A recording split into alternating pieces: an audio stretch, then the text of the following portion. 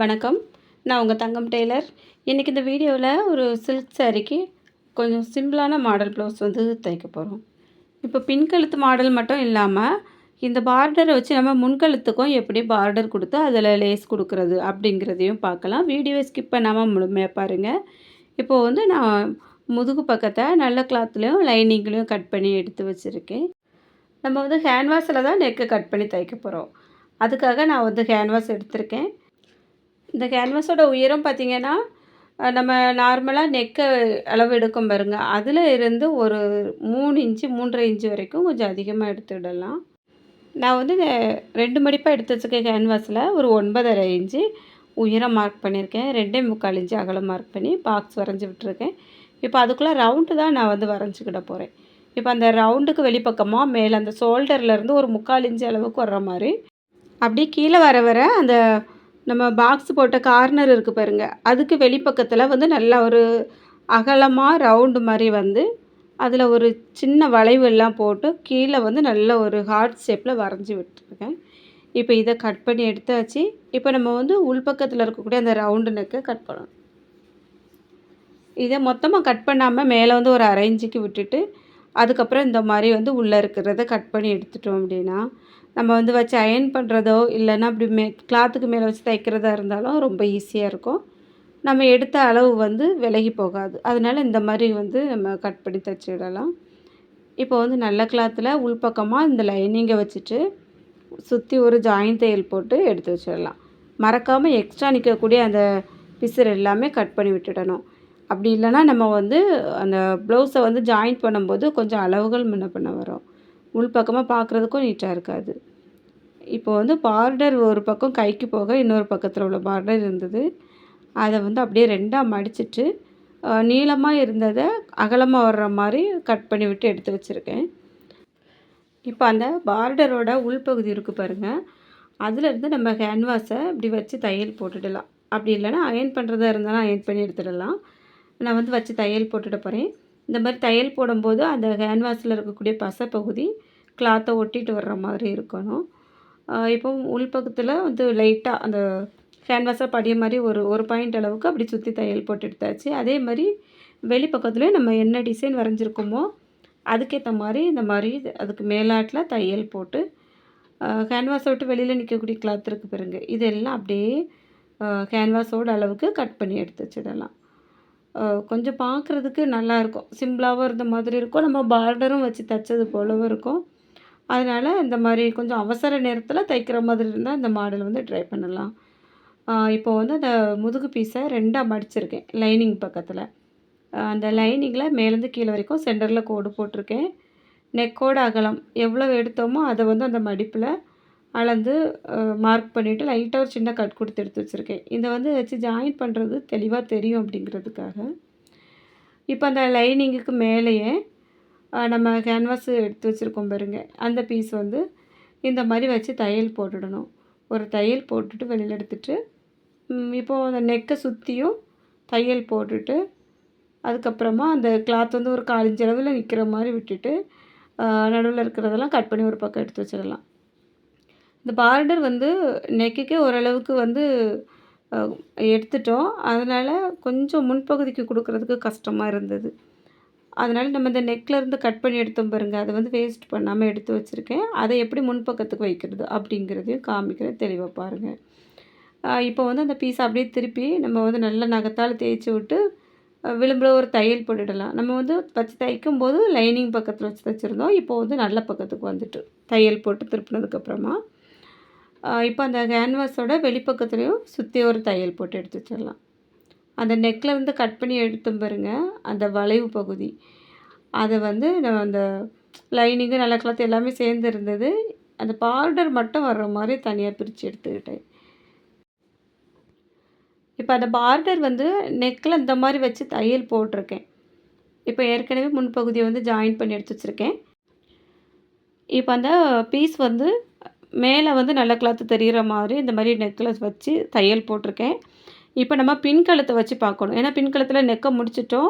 அதுக்கப்புறமா எவ்வளோ அகலம் இருக்குது அப்படிங்கிறத முன்பகுதியில் வச்சு செக் பண்ணணும். நெக்கு தைக்கிறதுக்கு ஒரு 1/4 இன்ச்சு விட்டுட்டு அது போக நம்ம வந்து அந்த பின்பகுதியில் எந்த அளவுக்கு பார்டர் இருக்கோ அதே மார்க் பண்ணி இந்த மாதிரி ஒரு ரவுண்டு போட்டு விட்டுட்டேன். இப்போ அந்த அதில் ஒரு தையல் போட்டிருக்கேன். மார்க் பண்ண இடத்துல தையல் போட்டிருக்கேன். தையலுக்கு வெளிப்பக்கத்தில் நிற்கக்கூடியதெல்லாம் கட் பண்ணி நீட்டாக எடுத்து வச்சிடலாம். அதுக்கப்புறமா நம்ம வந்து இப்போது ஜாயிண்ட் மட்டும் தானே பண்ணி வச்சுருக்கோம் முன் கழுத்துக்கு. இதை வந்து பிசுறுலாம் கவர் பண்ணுற மாதிரி நம்ம நார்மலாக கிராஸ் பீஸ் கொடுத்து தைப்போம் இல்லையா, அதே மாதிரி வந்து தைச்சி விட போகிறேன். இந்த மெத்தட் வந்து கொஞ்சம் ஈஸியாக இருக்கும். எல்லோரும் டக்குனி வந்து நம்ம பார்த்தோன்னே இந்த மாதிரி தைக்கலாமா அப்படிங்கிற மாதிரி இருக்கும். அதுக்காக தான் நான் இந்த டிசைன் வந்து இப்போ அப்லோட் பண்ணியிருக்கேன். ஏன்னா இப்போ வந்து நிறைய பேர் பின்பகுதிக்கு மட்டும் பார்டர் வச்சு தைப்போம், முன்பகுதிக்கு தைக்க மாட்டோம். அது எப்படி தைக்கிறது அப்படின்ட்டு தெரியாமே இருக்கும். அதனால இந்த மாதிரி வந்து வச்சு தைக்கலாம். இப்போ வந்து முன்பகுதிக்கு நம்ம அந்த நெக் வந்து கிராஸ் பீஸ் கொடுத்து தானே தைச்சிருந்தோம். அந்த கிராஸ் பீஸ் வந்து அப்படி நல்லா விரித்து வச்சுட்டு பின்பகுதி இருக்கு இல்லையா, ஷோல்டரு, முன்பகுதி இது ரெண்டையும் ஒன்றா வச்சு இணைக்கலாம். அந்த கிராஸ் பீஸ் கொடுத்து தைச்சோம் பாருங்க, அது வந்து தனியாக தான் நிற்கணும். அதை கவனிச்சுட்டு நம்ம நார்மலாக ஜாயின் பண்ணுற மாதிரி ஜாயின் பண்ணிவிட்டு அதுக்கப்புறமா இந்த மாதிரி உள் பக்கத்தில் மடித்து ஒரு தையல் வந்து போட்டு விட்டுறலாம். இந்த தையல் போடும்போது கொஞ்சம் நல்லா அந்த வளைவுகளில் ஒரு அழுத்தம் கொடுத்து இழுத்து தையல் போட்டோம் அப்படின்னா நல்லா நீட்டாக ரவுண்டாக வரும். அப்படியே அந்த தையலை மேலே வரைக்கும் கொண்டுட்டு வந்து மேலேயும் அந்த பிசுரை நல்லா உள்பகுதியில் மடித்து விட்டுட்டு தையல் போட்டு எடுத்துடலாம். இப்போ பாருங்கள், நெக் வந்து ரொம்ப நீட்டாக இருக்குது. வெளிப்பக்கமாக இப்போ நிற்கக்கூடிய பிசுரெல்லாம் நம்ம வந்து இனிமேல் லேஸ் வச்சு தான் கவர் பண்ணணும். இப்போ இடது பக்கத்தையும் அதே மாதிரி நம்ம வந்து அந்த ஷோல்டரெல்லாம் ஜாயின் பண்ணி அந்த நெக்கை வந்து முடித்து எடுத்துடலாம். இப்போ காப்பர் கலரில் லேஸ் வந்து எடுத்து வச்சுருக்கேன். இந்த லேஸோட அகலம் பார்த்திங்கன்னா ஒரு 1/2 இன்ச்சுக்கும் அதிகமாகவே இருக்குது. இந்த லேஸ் பார்த்திங்கன்னா நல்லா கொஞ்சம் முக்கு முக்காக வர்ற மாதிரி தான் இருக்குது. இதுவே பார்க்குறதுக்கு நல்லாயிருக்கும். இப்போ நம்ம சும்மா ஒரு நெக்கு கட் பண்ணி தைக்கிறோம் அப்படின்னாலே அதில் இந்த மாதிரி லேஸ் எல்லாமே வச்சு தைக்கும்போது அதுவே ஒரு டிசைன் போல் நல்லாயிருக்கும். அதனால் இப்போ நம்ம பார்டருக்கு வெளியில் இது வைக்கும்போது இன்னுமே கொஞ்சம் கிராண்டாகவும் இருக்கும் பார்க்குறதுக்கு. இப்போ இந்த பார்டரில் பிசுறு நிற்குது இல்லையா, அந்த பிசுறு முடியக்கூடிய இடத்துல நம்ம வந்து ஒரு 1/4 இன்ச்சுக்கு உள்பகுதியில் இந்த லேஸ் வர்ற மாதிரி வச்சு தையல் போடணும். அது இல்லாமல் இந்த லேஸ் வந்து நம்ம ஆரம்பிக்கும் போதே நான் வந்து கொஞ்சம் தையல் போட்டு பார்த்தேன், வளையுதா இல்லைனா அப்படி மட்டை மாதிரி நிற்குதா அப்படின்ட்டு. ஆனால் இது வந்து அழகாக வளைஞ்சு கொடுத்தது. அதனால அதுக்கப்புறம் தான் நான் வந்து இந்த நெக்கே கட் பண்ண ஆரம்பித்தேன். இந்த லேஸ் வந்து கஸ்டமரே வாங்கி கொடுத்துட்டாங்க. அவங்க வந்து ஒரு கலர் செட் ஆகுது அப்படின்ட்டு தான் யோசனையில் வாங்கி கொண்டு கொடுத்தது. இப்போ வாங்கினதுக்கப்புறமா நல்லா இருக்குமா, செட் ஆகுமா அப்படிங்கிறத அவங்க வந்து கொஞ்சம் யோசிக்க தான் செய்வாங்க. இருந்தாலும் நம்ம வந்து அதுக்கேற்ற மாதிரி நெக்கை கட் பண்ணி தைக்கிறது தான் நம்மளோட டேலண்ட்டு.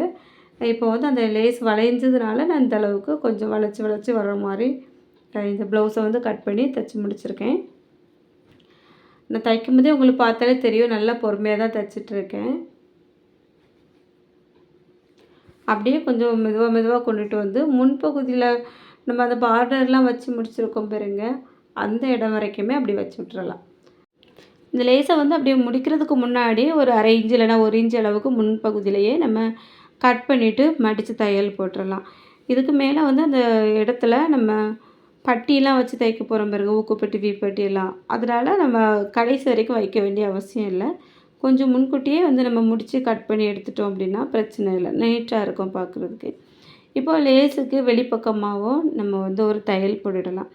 அந்த கார்னர் எல்லாம் ரொம்ப நீட்டி நீட்டி இருந்தது அப்படின்னா அது வந்து நம்ம துணியெல்லாம் உடுத்துனதுக்கப்புறமா மடங்கிக்கிட்டு ஒரு மாதிரி நல்லா இருக்காது.